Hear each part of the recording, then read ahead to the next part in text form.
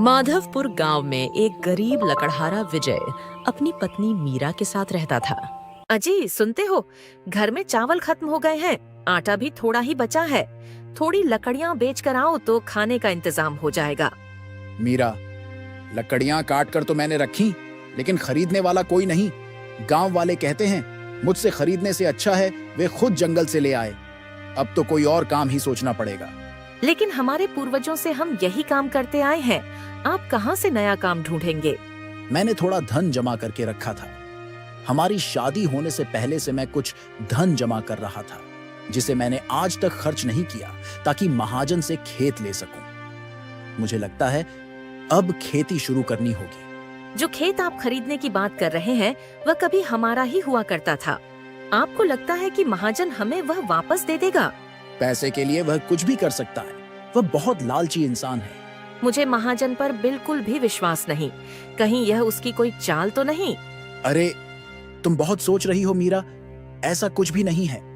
आधे पैसे तो वह ले चुका है और बाकी के मैं उसे लौटा दूंगा।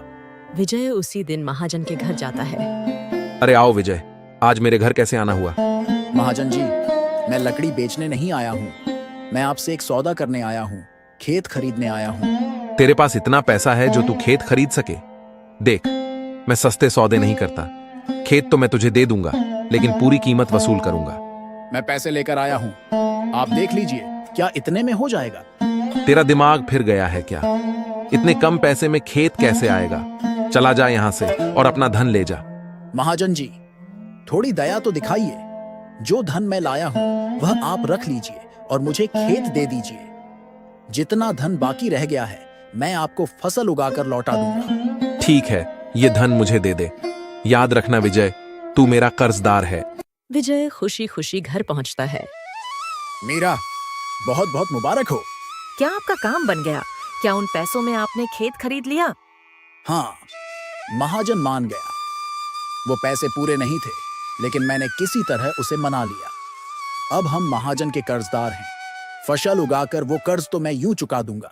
विजय खेत में गेहूं के बीज बो देता है और खूब मेहनत करने लगता है। तभी उसकी पालक चाची शांता चाची वहां आती हैं। अरे विजय, तू इस खेत में क्या कर रहा है? यहाँ से बाहर आ जा, नहीं तो मुखिया और महाजन बहुत हल्ला करेंगे। अरे चाची, अब डरने की बात नहीं। मैंने यह खेत खरीद लिया, लेकिन अभी महाजन का कर्ज मुझ पर बाकी है। बेटा, बरसों पहले तेरे पिताजी ने भी ऐसा ही कर्ज लिया था। जिसने भी उनसे कर्ज लिया, आज तक कोई चुका नहीं पाया है। उनका ब्याज बढ़ता ही जाता है। नहीं चाची, इतना चिंता मत करो, सब ठीक हो जाएगा। महाजन ने मुझसे अच्छे से बात की और खेत भी बड़े प्यार से दिया। जितना भला तू उन दोनों को समझता है, उतने वो है नहीं। खैर, मैं चलती हूँ। कुछ दिन बीतते हैं और विजय के खेत में फसल लहराने लगती है। महाजन और मुखिया अपनी योजना पर काम करना शुरू कर देते हैं। देख रहे हो महाजन, विजय के खेत में क्या खूब फसल उगी है। अब समय आ गया उसे कर्ज के बारे में याद दिलाने का। महाजन और मुखिया गांव वालों के सामने विजय के घर पहुंचते हैं। सुनो सुनो सुनो गांव वालों, धोखे की कहानी सुनो। यह विजय तो इतना बड़ा धोखेबाज निकला। महाजन जी, आप ये कैसी बातें कर रहे हैं? मैंने पैसे दिए हैं और बाकी के पैसे देने वाला हूँ। कितना झूठा इंसान है तू। कोई गवाह है तेरे पास? तूने पैसे दिए नहीं, इतना सारा कर्ज लेकर मेरे ही खेत पर फसल बो रहा है। महाजन जी, आप क्या कहानी बना रहे हैं? मैंने तो आपको खेत के पैसे दिए थे। गांव वालों, इसे खूब मारो। नहीं नहीं, मेरे पति को छोड़ दो। तुम अपना खेत रख लो और हम तुम्हारा कर्ज भी लौटा देंगे।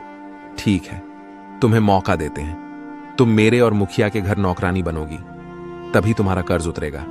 हाँ, मुझे सब मंजूर है, पर मेरे पति पर कोई अत्याचार मत करो। महाजन और मुखिया वहां से चले जाते हैं। मीरा, आज मेरी वजह से तुम्हारी इतनी बेइज्जती हुई। आपकी इसमें कोई गलती नहीं।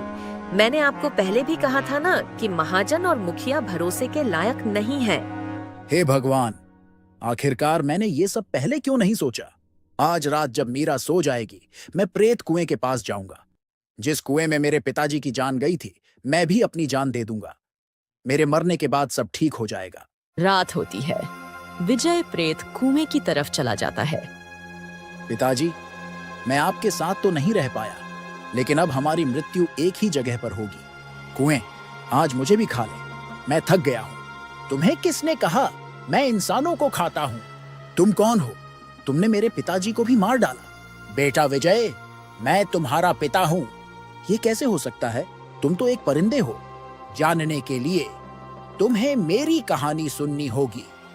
महाजन ने तुम्हारी मां को जहर दिया था ताकि मैं अकेला हो जाऊं। उसके बाद मुखिया और महाजन ने मेरी जमीन हड़प ली और फिर मुझे मारकर इस कुएं में फेंक दिया। यह सब मुखिया के बेटे ने देख लिया था।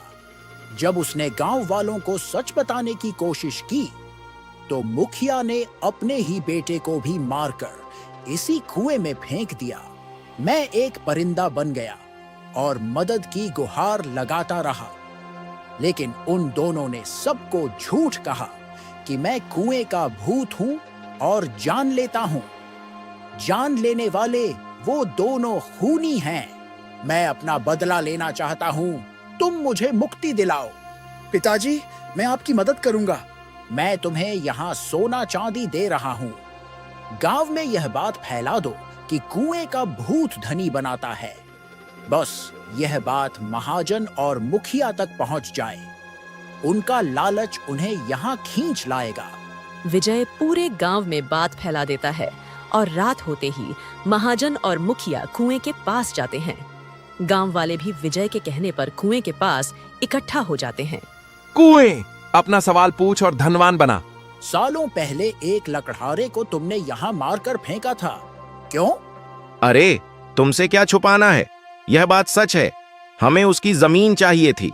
इसलिए हमने षड्यंत्र रचा, उसे फंसाया और उसके बाद उसे मारकर इस कुएं में फेंक दिया।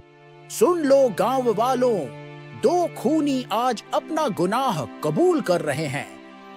इतना ही नहीं, मुखिया ने अपने बेटे को भी नहीं छोड़ा। गांव वालों, इस कुएं में कोई भूत नहीं, मुझे मारकर फेंका गया था। अब इन दोनों को मुझे सजा देनी होगी।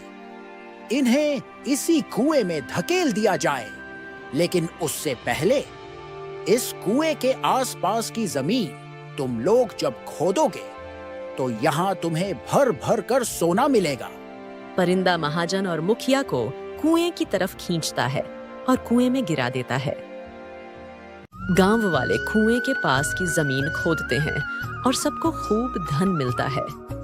गांव वाले विजय को गांव का मुखिया बना देते हैं। इस तरह विजय ने अपने पिता को मुक्ति